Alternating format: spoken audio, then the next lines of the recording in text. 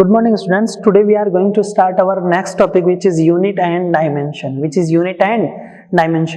is the basic part of physics. Whenever we are going to discuss about any physical formula or any physical quantity, then we will discuss about its unit and its dimension.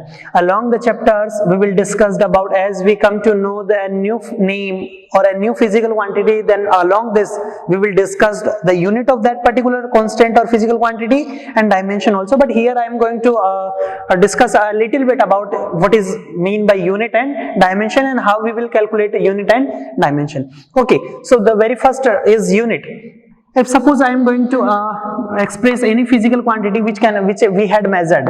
Suppose we had measured any physical quantity, then if we have to express that particular physical quantity, then we have to there are two terms. In any measured quantity,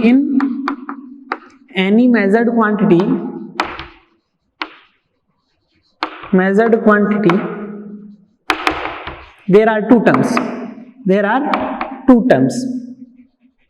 Suppose I had measured liquid volume in particular bottle or bucket. Suppose a container which contain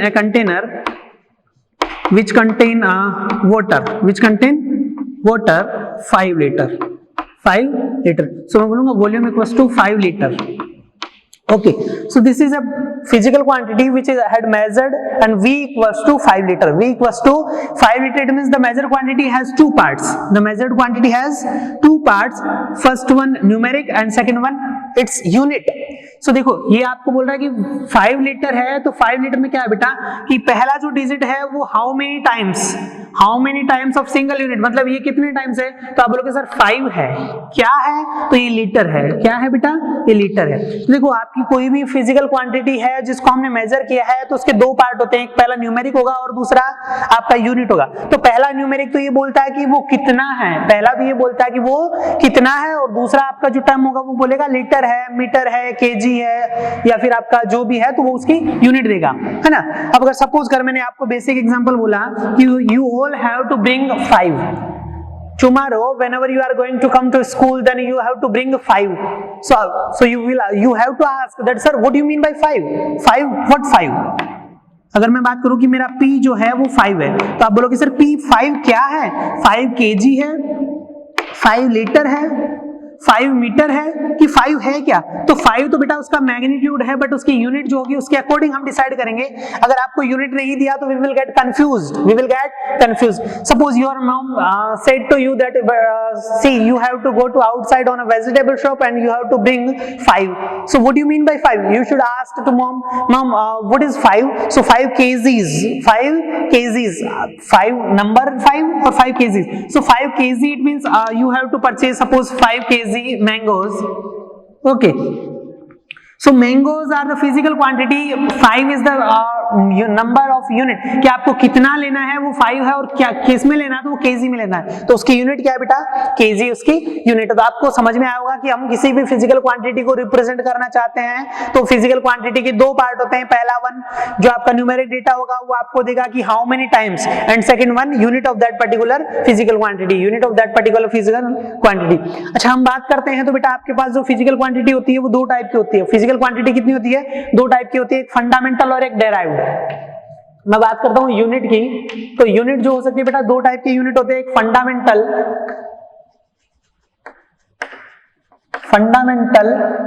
as well as derived unit. Okay, fundamental और derived. बेटा fundamental unit का मतलब ये है कि there are 7 fundamental units in physics, और बोले तो सब जगह जो है आपके पास कितनी फंडामेंटल यूनिट है बेटा, इस पूरे फिजिकल क्वांटिटीज को अगर मैं बाइफरकेट करूं, so there are a lot of number of physical quantities which we will express or we will study it in a future life, but there are only 7 fundamental units. By using these 7 fundamental units we can write down or we can express any unit. If we are going to express any physical quantity by the help of these 7 fundamental units, then the unit of that particular thing is known as derived unit. Let me tell you for an example. Suppose the fundamental unit of length. Okay, अगर बेटा आपका कोई object है तो उसकी length को हम लिखते हैं बेटा मीटर में। किस में लिखते हैं? मीटर में। अच्छा, मैं बात करूं कि वॉल्यूम, बात करूं किसकी बेटा? वॉल्यूम की बात करूं तो वॉल्यूम क्या है बेटा? तो आप लिखोगे मीटर क्यूब। वॉल्यूम क्या है?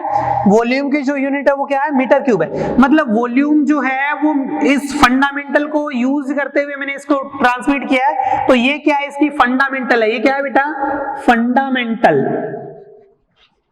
ओके, और ये कौन है? ये डेराइव्ड है। सिंपली कि आपके पास there are only 7 fundamental units, with the help of these particular 7 fundamental units we can express a large number of units। हम ये जो 7 यूनिट जो दिए हैं, 7 यूनिट्स है, इनको यूज करते हुए हम किसी भी फिजिकल क्वांटिटी को रिप्रेजेंट कर सकते हैं, वो चाहे फिजिक्स में हो, चाहे केमिस्ट्री में हो, कहीं भी हो। तो आपको ये 7 फंडामेंटल यूनिट्स याद रखने हैं, ध्यान में रखने कौन से हैं, और उन 7 फंडामेंटल यूनिट्स को यूज करते हुए by using these 7 fundamental units we can express a large number of units, so we all have to remember these fundamental units with their international standard name and symbol। Okay, what is SI units?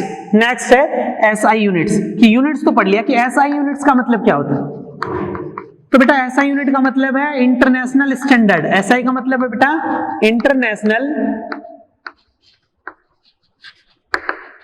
International standard unit.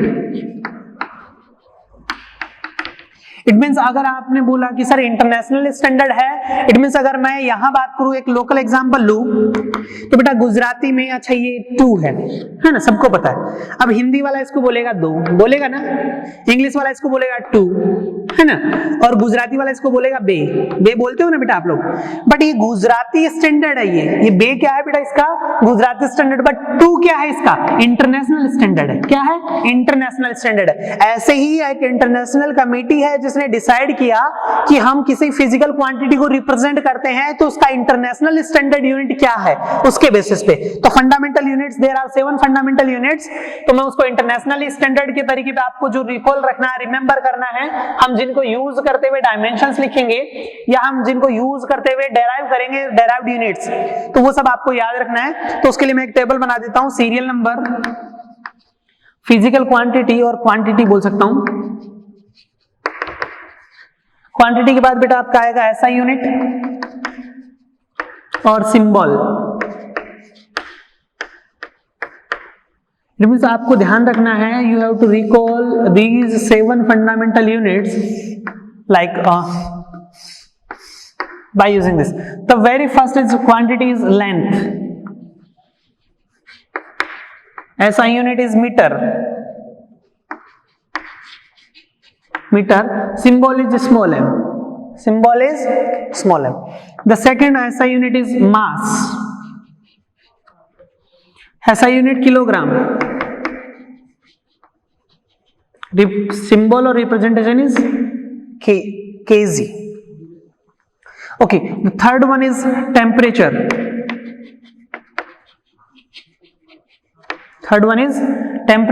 or Kelvin, denoted by K। The fourth is electric current, you have to recall ampere,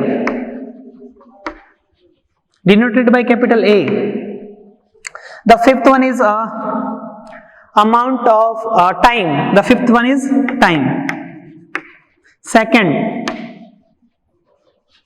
लिखेंगे S, या SEC भी लिख सकते हैं, कई बार S लिखा होगा या SEC लिखा होगा, ठीक है। और अगर बात करें तो SEC लिखा होगा। जनरली आपको किस में लिखा होगा बेटा? सेकंड में अगर S लिखा हो या SEC, दोनों लिखा हो सकता है, सेकंड और। अच्छा, नेक्स्ट बात करते हैं आपका 6th जो है बेटा अमाउंट ऑफ सब्सटेंस, कि हम किसी सब्सटेंस को मेजर करने जा रहे हैं तो किस में मेजर करेंगे? तो वो है बेटा अमाउंट ऑफ सब्सटेंस। तो हम किस में मेजर करते हैं बेटा? मोल में। किस में करते हैं हम? मोल में, और हम उसको लिखते हैं मोल, MOL ओनली। अच्छा, the next one is luminous intensity, और बोल सकता हूं इंटेंसिटी, ल्यूमिनस इंटेंसिटी।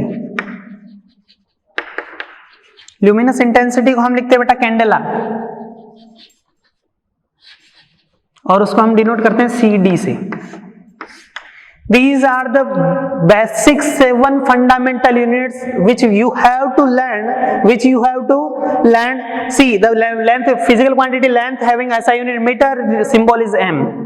मास किलोग्राम केजी, टेम्परेचर केल्विन के। अब बात करें अपन सर टेम्परेचर की बात करें तो हम किस में लेते हैं, डिग्री सेल्सियस में लेते हैं जनरली इंडिया में जो यूज करते हैं, और जो डॉक्टर लोग यूज करते हैं वो किस में करते हैं, फ़ारेनहाइट में करते हैं, है ना। तो वो हमारी कंफर्टेबिलिटी के अकॉर्डिंग हमने उसको स्केल दे दिया या हमने उसको यूनिट दे दिया। बट अगर इंटरनेशनल स्टैंडर्ड पे आप जाओगे किसी फिजिकल क्वांटिटी के लिए तो आपको यही सब यूनिट्स मिलेंगे। हो सकता है हम हमारे लोकेलिटी के अकॉर्डिंग हमने दूसरे यूनिट्स अडॉप्ट कर लिए हो या हमने दूसरे यूनिट्स डेवलप कर दिए हो, लेकिन अगर इंटरनेशनल स्टैंडर्ड की बात करेंगे तो आपको ये सब यूनिट ही मिलेंगे कि टाइम को सेकंड में, टेम्परेचर को केल्विन में, मास को किलोग्राम में, लेंथ को मीटर में, है ना, अमाउंट ऑफ सब्सटेंस को मोल में, और ल्यूमिनस इंटेंसिटी को कैंडेला में। ये आपको याद रखना है, ये आपको क्या करना है, याद रखना है।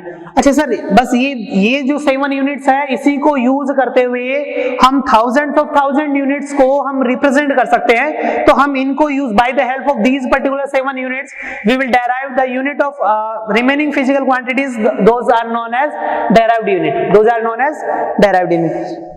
अच्छा बेटा, और मैं बात करूं तो ये तो फंडामेंटल है। Supplementary fundamental units are also over there. 2 supplementary fundamental units are there.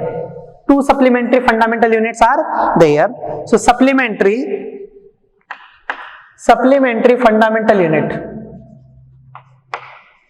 fundamental units, the very first is plane angle।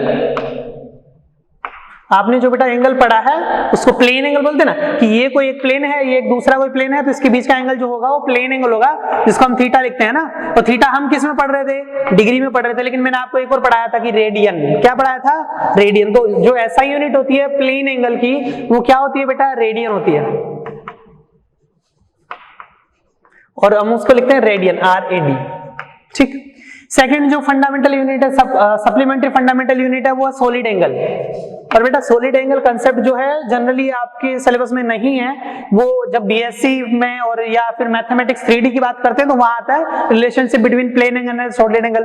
और कोई भी ऑब्जेक्ट है तो उसका सॉलिड एंगल 4 पाई होता है। तो अगर हो सके तो 12th में हम यूज करेंगे कहाँ, जब हम आपको इलेक्ट्रिक फ्लक्स या मैग्नेटिक फ्लक्स की कैलकुलेशन पढ़ाएंगे तब उस टाइम आपको यूज करवाएंगे।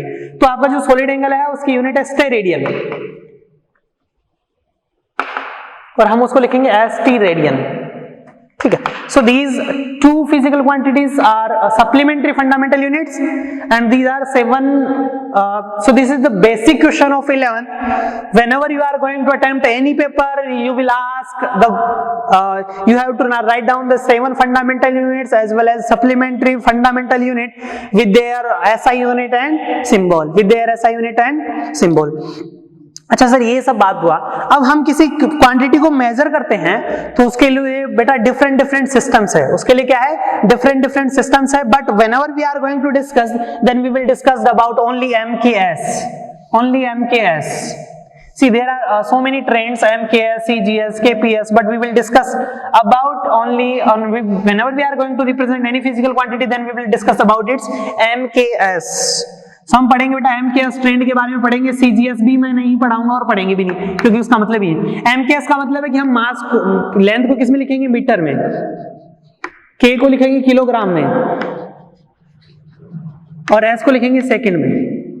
ठीक है। एक CGS भी होता है जो हम नहीं पढ़ेंगे क्योंकि उसका ज्यादा इंपॉर्टेंस नहीं है। CGS को बोलते हैं सेंटीमीटर ग्राम सेकंड, है ना। ऐसे बहुत सारे आपके पास आपको प्लेटफॉर्म्स मिलेंगे जिनमें हम फिजिकल क्वांटिटीज को पढ़ेंगे कि MKS, CGS। But international standard पे या हम जो भी पढ़ेंगे वो किसको पढ़ेंगे बेटा, MKS को पढ़ेंगे। किसको पढ़ेंगे, MKS, metre KG second. CGS होता है सेंटीमीटर ग्राम सेकंड, लेकिन हम किसको पढ़ेंगे, MKS को पढ़ेंगे। तो ये हमारा बेसिक हुआ यूनिट्स के बारे में। अब जैसे फंडामेंटल यूनिट और डेराइव्ड यूनिट की बात करें, fundamental unit and derived unit की बात करें, मैं अगर एग्जांपल लूं डेंसिटी, तो आप बोलोगे सर डेंसिटी तो हमारे उस फंडामेंटल यूनिट्स में नहीं है, मतलब डेंसिटी क्या है, डेराइव्ड यूनिट है। क्या है, डेराइव्ड। क्योंकि डेंसिटी अभी मैंने जो 7 फंडामेंटल यूनिट्स लिखे और 2 सप्लीमेंट्री लिखे, क्या इनमें है, क्या नहीं है, मतलब ये डेंसिटी क्या है, डेराइव्ड यूनिट है। Okay, so density is derived unit. how we will derive it by using supplement या fundamental units. So we all know that density is defined as mass upon volume. Mass upon volume. Okay, mass is the fundamental unit. Mass is the fundamental unit. अगर मैं density की unit लिखूंगा तो मास तो fundamental है, उसकी unit क्या होगी? केजी. उसकी यूनिट क्या होगी? केजी. और ऐसा ही यूनिट लिखना है अपने को. तो सर ये केजी तो मेरा फंडामेंटल था, मास तो. अच्छा, वॉल्यूम तो फंडामेंटल नहीं था. और वॉल्यूम क्या होता बेटा? Metre cube. वॉल्यूम क्या होता है? Metre cube. अच्छा, तो मीटर तो मेरा फंडामेंटल था, उसका क्यूब कर दिया तो क्या फर्क पड़ गया? तो एक केजी पर मीटर क्यूब क्या हो गया? डेराइव्ड यूनिट हो गया. किसके लिए? डेंसिटी के लिए. सी, we can derive any unit with the help of fundamental units, and that unit is known as derived unit. That unit is known as derived unit. अच्छा, अगर आपको यूनिट लिखना आता है, सी आपको जो फॉर्मूला होगा या हम जो नए नए मेंबर्स पढ़ेंगे, नए नए जो भी आपको फिजिक्स में नए नए टर्म्स आएंगे, उन सब के लिए we have to, whenever we are going to use any new physical quantity like as potential, potential energy, torque, momentum, angular momentum, displacement, acceleration, force, है ना, so many more things are over there in physics, up to I think 150 plus physical quantities are over there. So right now I'm not going to discuss about all that physical quantities, unit and dimension. Later on, as we will come to know about that particular physical quantity, with along that we will discuss their unit and dimensions. Okay, अब बात करते हैं dimension की, कि dimensions क्या होते हैं और कैसे लिखते हैं. अगर आपको यूनिट आता है तो बेटा it is too easy to calculate dimension of that particular physical quantity. That physical quantity. Okay, dimension of a physical quantity are the powers. Dimension जो है वो क्या है, तो मैं आपको बता दूं कि डायमेंशन किसी फिजिकल क्वांटिटी है तो उसके पावर होते हैं किसके? To which the fundamental quantities are must be raised to represent that particular given physical quantity. इसका मतलब क्या है कि डायमेंशन जो है वो क्या है कि फंडामेंटल यूनिट जो थे उनके पावर कुछ करूंगा मैं, उनकी पावर लगाऊंगा, है ना, और ये उस फंडामेंटल क्वांटिटी को रिप्रेजेंट करे. ये किसी क्वांटिटी को, ये क्वांटिटी है कोई भी हो सकती है फिजिकल क्वांटिटी, और उसको रिप्रेजेंट करें. सपोज कि मेरे को कोई फिजिकल क्वांटिटी है, उसको रिप्रेजेंट करने के लिए फंडामेंटल यूनिट्स की पावर को यूज करते हुए अगर ये इसको रिप्रेजेंट करता है तो ये उस पर्टिकुलर फिजिकल क्वांटिटी के लिए क्या हो जाएगा? डायमेंशन हो जाएगा. क्या हो जाएगा? डायमेंशन. तो हम जो फंडामेंटल यूनिट्स कितने हैं बेटा हमारे पास? 7 फंडामेंटल प्लस 2 क्या है? Supplementary fundamental. तो हम जब भी किसी फिजिकल क्वांटिटी की डायमेंशन लिखेंगे तो आपको यही सब मिलेंगे. अच्छा, हम उसमें लिखते कैसे? तो हम जनरली उसमें मास को m से लिखते हैं. उसमें मास को किससे लिखेंगे? m से. लेंथ जो होगी उसको हम लिखेंगे L से. टाइम जो होगा हम उसको लिखेंगे T से. अच्छा, हमारा जो करंट होगा तो हम एम्पियर को किससे लिख देते बेटा? A से. हम अमाउंट को किससे लिखेंगे? मोल से. ठीक है, हम अगर जरूरत पड़ी तो हम kdm से लिखेंगे किसको? इल्यूमिनेशन इंटेंसिटी को, है ना, इंटेंसिटी को. और टेम्परेचर को हम किससे लिखेंगे?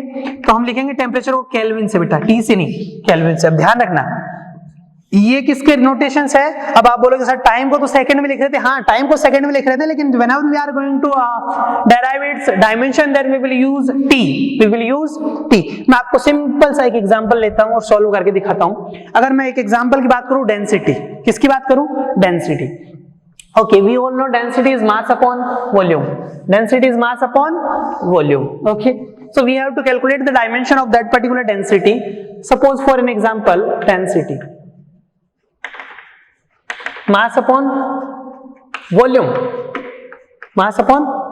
Now if suppose करके आपको डेंसिटी दिया और डेंसिटी आपको फॉर्मूला नहीं पता तो we are not capable to calculate unit as well as dimension. So first of all we have to calculate unit of that particular given physical quantity. So mass is kg in terms of fundamental units and volume in meter cube. So we will get volume in meter cube. So we have to calculate the dimension. Okay, so मेरे को इस density को represent करने के लिए मुझे क्या करना है? डायमेंशन कैलकुलेट करना है. और डायमेंशन क्या है? फंडामेंटल यूनिट्स की पावर की फॉर्म में एक फॉर्मूला है जो उस फिजिकल क्वांटिटी को क्या करे? रिप्रेजेंट करे. अच्छा, केजी की बात करता हूं तो केजी को, और उसका रिप्रेजेंटेशन के लिए बेटा ये आपका ब्रैकेट्स, ऐसे ब्रैकेट होते हैं. अच्छा, केजी की बात करूं तो मास है और मास को किस में लिखता हूं? मैं m में लिखता हूं. तो मैं m लिखूंगा. और m की पावर कितना? तो m की पावर 1 है. m की पावर कितना? 1 है. Now we have to calculate the dimension of density. It means we have to express the unit of density kg per meter cube in the form of power of fundamental units, and we had derived the unit of that particular density is mass upon volume. Mass upon volume it means kg per meter cube. kg per meter cube. अच्छा kg को मैं लिखूंगा m से, तो generally हो सकता है आपके पास m हो और किसी की पावर कुछ नहीं लिखा हो तो कितनी पावर होती है बेटा 1 होती है, तो मैं इसको लिख दूंगा m1। अच्छा लेंथ है, हाँ सर है, लेकिन लेंथ डिनोमिनेटर में है तो लेंथ की पावर ऊपर आएगा तो कितना हो जाएगा -3 लिख सकता हूं ना, सो ये L क्या हो गया -3। अच्छा टाइम नहीं है तो आप इसको ऐसा लिखोगे तो भी चलेगा, अगर आप इसको ऐसा देखोगे कि m1 L -3 t0 तो भी चलेगा, है ना। 0 का मतलब बेटा क्या हो गया कि वो टर्म किसी की पावर 0 है तो उसका मतलब क्या होता है 1, a raised to power 0 equals to 1 where a should not be equals to 0, where a should not be equals to 0। तो ये आपका ऐसा यूनिट हम क्या लिखेंगे डायमेंशन लिखेंगे। तो अगर हमारे को कोई फिजिकल क्वांटिटी गिवन है तो हमें सबसे पहले उसका क्या पता होना चाहिए, हमें सबसे पहले उसकी यूनिट कैलकुलेट करनी है और यूनिट की हेल्प से हम क्या लिखेंगे फंडामेंटल जो यूनिट्स है उसकी पावर की फॉर्म में हम उस फिजिकल क्वांटिटी को क्या करेंगे एक्सप्रेस करेंगे। बात करता हूं कांस्टेंट की, बात करता हूं कांस्टेंट की। अच्छा मैं अगर बात करूं कि जैसे आपका साइन थीटा है तो इसकी यूनिट क्या, ये तो यूनिटलेस है, ये तो क्या है बेटा यूनिटलेस है ना, कि साइन थीटा अगर थीटा का वैल्यू मैं बोलूं 30 डिग्री हो जाए तो साइन थीटा का वैल्यू साइन 30 का वैल्यू कितना होता है, तो आप बोलोगे साइन 30 जो होता है वो हाफ होता है, और हाफ क्या है, हाफ तो वैल्यू है, ये तो इंटीजर है, हाफ तो वैल्यू है ना, ये आपका क्या है सॉरी इंटीजर नहीं है, ये आपका क्या है कांस्टेंट, और कांस्टेंट की कोई जो कांस्टेंट है सी आपको मैं बताऊंगा कि जैसे हम कांस्टेंट यूज करेंगे के कांस्टेंट होता है कूलम्स लॉ में, के कांस्टेंट होता है स्प्रिंग में भी, तो उनकी यूनिट आती है। अगर ये यूनिटलेस है तो ये क्या होगा बेटा डायमेंशनलेस होगा, यूनिटलेस है तो क्या होगा डायमेंशनलेस। अगर जिसकी यूनिट ही नहीं है, जिस फिजिकल क्वांटिटी की यूनिट नहीं है तो हम उसको डायमेंशन में एक्सप्रेस कर ही नहीं सकते, हम उसको बेसिक फंडामेंटल यूनिट की पावर के फॉर्म में एक्सप्रेस नहीं कर सकते। तो अगर ये डायमेंशनलेस है यूनिटलेस है तो हम उसके डायमेंशन क्या लिख सकते हैं, हम उसको ऐसा लिख सकते हैं कि m raised to power 0 L0 T0 क्या हो गया डायमेंशनलेस ही तो है, अभी भी m0 L0 T0, तो हम ऐसे एक्सप्रेस कर सकते हैं। अब मैं अगर आपसे बात करूं बेटा तो there are a lot of number of physical quantities which we will studied in physics further in 11th as well as 12th, but अभी मैं अगर आपसे बोलूं कि आपको जो है बोल्ट्जमान कांस्टेंट, सपोज करो मैं आपको एक एग्जांपल देता हूं, कोई भी एग्जांपल ले लो, जैसे सिंपली अगर आपने ग्रेविटेशन पढ़ा है ना, क्योंकि मैं अभी आपको सबके सब फॉर्मूलाज लिखवा दूंगा तो आपको थोड़ा सा बर्डन फील होगा कि sir we are not suppose to learn all these formulas of dimension of given physical quantity and all, but as we will come to know on that particular physical quantity at that time we will discuss its unit and dimension as well as. अगर मैं बात करूं आपसे कि आपको gravitational constant g इसका आपको dimension बताना है, you have to calculate the unit and dimension of gravitational universal gravitational constant g। अब सबसे पहले तो आपको ये पता होना चाहिए कि g का कोई भी एक फॉर्मूला हो, g का कोई भी एक फॉर्मूला हो where we are going to use that particular g।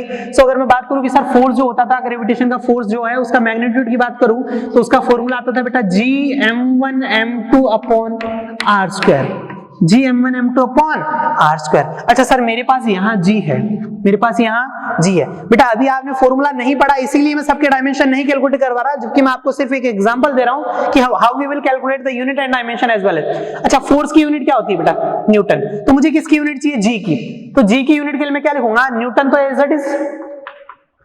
Sir ये क्या है डिस्टेंस है, आपको पता है एक दो मास पार्टिकल है m1 और m2, और m1 m2 के बीच का सेपरेशन अगर r है तो हम उसके बीच में इंटरेक्शन फोर्स दिया जाता है g m1 m2 upon r square. Okay so यहां से g एक कांस्टेंट है यूनिवर्सल ग्रेविटेशनल कांस्टेंट जिसकी यूनिट कैलकुलेट करना है, तो यूनिट कैलकुलेशन के लिए हम बोलेंगे कि सर फोर्स की यूनिट होती है न्यूटन, को मैं n से लिख रहा हूं, और ये मीटर, ये डिस्टेंस है तो डिस्टेंस किस में लिखेंगे मीटर में, तो न्यूटन मीटर स्क्वायर पर। अच्छा ये m1 m2 क्या चला जाएगा इधर डिवाइड में चला, बेटा ये क्रॉस मल्टीप्लाई करूंगा तो f के साथ r स्क्वायर हो जाएगा, f बोले तो न्यूटन मीटर स्क्वायर हो गया, और m1 m2 क्या है मास है, और मास क्या होता है kg, तो न्यूटन मीटर स्क्वायर पर kg स्क्वायर, ये क्या आया इसका यूनिट आया g का यूनिवर्सल ग्रेविटेशनल कांस्टेंट का। अच्छा हमें तो सर डायमेंशन भी कैलकुलेट करना है, हमें क्या करना है डायमेंशन भी कैलकुलेट करना, मतलब मुझे m l और इन सब की फॉर्म में लिखना पड़ेगा। अच्छा न्यूटन का डायमेंशन मान लो आपको नहीं पता, अच्छा तो न्यूटन का कोई भी एक फॉर्मूला जिसमें फोर्स आता हो, तो फोर्स इक्वल्स टू ma। अगर आपने 9th में पढ़ा हो तो हम लिखते थे फोर्स इक्वल्स टू ma, क्योंकि न्यूटन हमारा फंडामेंटल यूनिट नहीं है। हाँ सर नहीं है, मीटर है, केजी है, but newton is not our fundamental unit, so we have to change it in our fundamental unit first of all.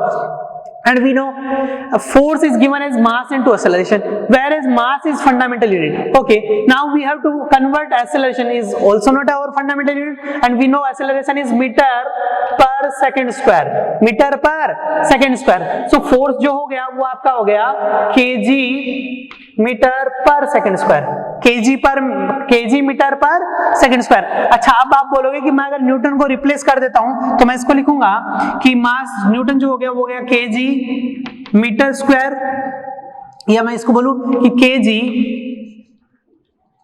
Metre पर सेकंड स्क्वायर।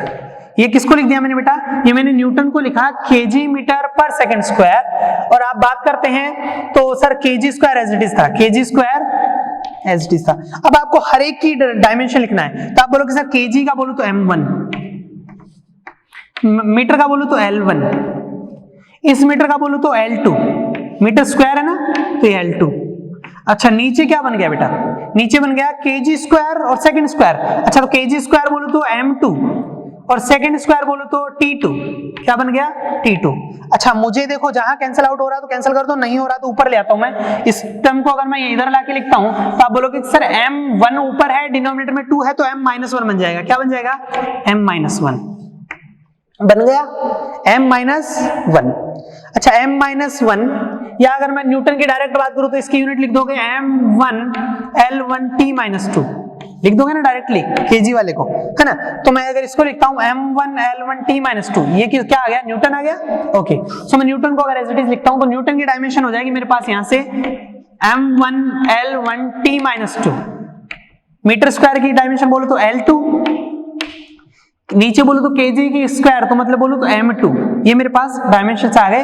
ये न्यूटन के डायमेंशन ये है, मीटर स्क्वायर का डायमेंशन ये है, और आपका जो नीचे क्या था केजी स्क्वायर का डायमेंशन ये है। अच्छा, मुझे इसको तो सिंपलीफाई करना है। सिंपलीफाई करना तो डिनोमिनेटर में जो आपका m2 है, न्यूमरेटर में m1 है, तो it will convert m1 - 2, denominator से न्यूमरेटर में आएगा तो पावर क्या हो जाएगी? माइनस हो जाएगी, है ना? ये साइन चेंज हो जाता है, ऐसा जनरली बोल देते हैं हम लोग। तो ये क्या हो जाएगा बेटा? m-1, L1 ही है और L2 है, तो 1 और 2 कितना हो जाएगा? L3, m-1 L3 t-2। तो ये डायमेंशन हो गई किसकी? इस जी की। तो आप बोलोगे सर हमें, अगर मान लो अब आपसे मैं बोलता हूं कि you have to calculate the dimension of Boltzmann constant K, अब आपने नाम ही नहीं सुना। बहुत से टीचर लोग क्या करते हैं जनरली कि सब के सब डायमेंशन और यूनिट लिख देते हैं लाइन बाय लाइन 150 अराउंड। अब 150 you are not supposed to learn all that physical quantities with their unit and dimension, और मैं भी नहीं चाहता कि आप लोग उन सबको रट लो कि बेटा ले बेटा ये यूनिट है, ये एंगुलर मोमेंटम है, ये मोमेंटम है, ये वेलोसिटी है, ये बोल्ट्जमान कांस्टेंट है, ये गैस कांस्टेंट है, ये आपका कूलम्ब्स लॉ है, ये पोटेंशियल है, ये पोटेंशियल एनर्जी, ये वर्क है ना? तो मैं आपको अभी रटने के लिए नहीं बोल रहा, सिर्फ आपको मैं एक बेसिकली एक आइडिया दे रहा हूं कि डायमेंशंस क्या होती है। तो सर डायमेंशन किसी फिजिकल क्वांटिटी को रिप्रेजेंट करने के लिए हम जो फंडामेंटल यूनिट्स है उसकी पावर्स की फॉर्म में एक फॉर्मूला बनाते हैं, वो उस पर्टिकुलर फिजिकल क्वांटिटी के लिए क्या हो जाएगा? डायमेंशन हो जाएगा, है ना? हम कैलकुलेट कैसे करेंगे? तो उसके डायमेंशन कैलकुलेट करने के लिए first of all we have to convert physical quantities unit in fundamental unit, in form of fundamental unit. अगर मैं बात करूं ये फिजिकल क्वांटिटी था हमारा जी, यूनिवर्सल ग्रेविटेशनल कांस्टेंट, उसका जो यूनिट जो है वो है न्यूटन मीटर स्क्वायर पर केजी स्क्वायर, बट न्यूटन क्या है? फंडामेंटल नहीं है, तो newton we have to convert it into fundamental unit, and newton होता है फोर्स, और फोर्स का मास इनटू एक्सेलरेशन। अच्छा, मास तो फंडामेंटल है, एक्सेलरेशन फंडामेंटल नहीं है, तो then we will convert acceleration into fundamental units, पर एक्सेलरेशन होता है बेटा मीटर पर सेकंड स्क्वायर। तो आपको ये जो भी है बेसिक अगर आप साथ साथ क्लियर करते चलोगे तो हम किसी भी फिजिकल क्वांटिटी का यूनिट निकाल लेंगे और डायमेंशन निकाल लेंगे, है ना? अब यूनिट और डायमेंशन का यूज कहां है तो मैं आपको सिंपली बता दूं, इतना ज्यादा इंपॉर्टेंट नहीं है। यूनिट डायमेंशन का यूज ये है कि अगर आपको एक फॉर्म दिया है दूसरे में कन्वर्ट करना हो तो हम यूनिट से कर सकते हैं। आपका कोई गिवन फॉर्मूला है तो वो सही है या गलत है वो हम कैलकुलेट कर सकते हैं, वो सही है या गलत है हम कैलकुलेट कर सकते हैं। जैसे अगर मैं बात करूं कि आपका जो यूनिट आया वो ये आया जी का, और किसी ने ये फॉर्मूला डेराइव किया, तो क्या ये फॉर्मूला सही है या गलत है फोर्स का? तो हम देख लेते हैं कैसे। अभी बात करते हैं इसकी unit to check whether the given equation और फॉर्मूला इज करेक्ट और not, that is the most important application of dimensions. Okay, बात करता हूं तो फोर्स की, तो फोर्स की यूनिट होती है बेटा न्यूटन। बात करूं तो इसकी मैं डायमेंशन लिख देता हूं, तो इसकी डायमेंशन होती है m1 L1 T-2। ठीक है, अगर मैं इधर से लिखता हूं तो G की डायमेंशन है बेटा m-1 L3 T-2। मैं cross product cross multiply cross check कर रहा हूं। अच्छा m1 m2 की बोलो तो बेटा क्या होगी, m2 हो जाएगी। अच्छा मीटर स्क्वायर बोलो तो L2 हो जाएगी। अच्छा LHS और RHS सेम होना चाहिए तो मेरा फॉर्मूला सही है, अदरवाइज गलत है। तो ये मेरा तो LHS तो इधर ही चलेगा। RHS की बात करता हूं तो बेटा ये क्या बन जाएगा, मेरा m1 बन जाएगा। देखो ये 2 है, ये माइनस का 1 है, तो क्या बन जाएगा, +1 बन जाएगा। अच्छा सर ये हमारा L2 है और ये L3 है, तो 2 से 2 कैंसिल आउट हो जाएगा, एक L1 बच जाएगा और ये T-2 एज इट इज रहेगा। तो देखो क्या LHS और RHS साइड में डायमेंशन सेम है, इट मींस आवर फॉर्मूला क्या है, करेक्ट है, आपका फॉर्मूला करेक्ट है। So the most important application of dimension is to check whether the given formula और इक्वेशन इज करेक्ट और नॉट। अब हो सकता है कि बहुत सारे यूनिट ऐसे भी हो सकते हैं जिनकी यूनिट सेम हो तो उसकी डायमेंशन भी सेम होगी। जैसे बात करते हैं वर्क की, बात करते हैं वर्क।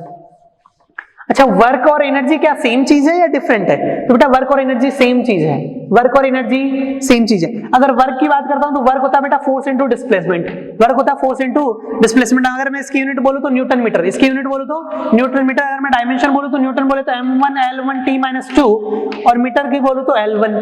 ठीक है, तो मतलब मेरे पास क्या आ गया, वर्क की जो यूनिट आएगी वो न्यूटन मीटर, उसको हम बोलते हैं बेटा जूल। क्या बोलते हैं, जूल बोलते हैं न्यूटन मीटर को। तो ये मेरे पास जो डायमेंशन आएगी जो क्या आ जाएगी बेटा L1 है ना, तो मेरे पास आ जाएगी m1 L2 T-2।